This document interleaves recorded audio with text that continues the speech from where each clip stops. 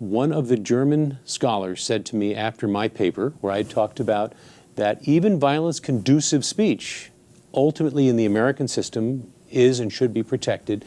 And he said to me, if there were brown shirts on Fifth Avenue throughout the 30s, you would have a different view of this. And I said to him, you're right. My view of the First Amendment is not a trans-contextual, universal view that says the same system ought to work in every place. There's a law in Germany today that you cannot display a swastika. You cannot display Nazi paraphernalia. That's against the law. That is not against the law in the United States. And whereas I do not think it should be against the law in the United States, I completely understand why in Germany it is.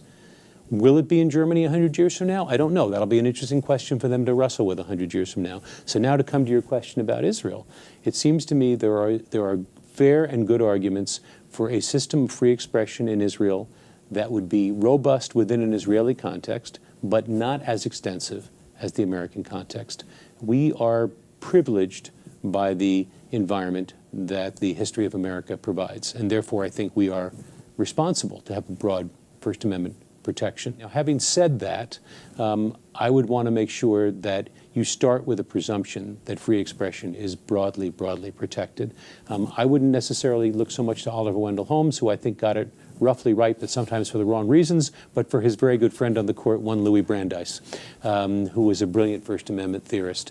And Brandeis, who understood that part of the whole notion of free expression is it is how we relate to our national government, to our local government, to our society. It's who we are. And so we cannot stifle free expression, even the expression we most abhor.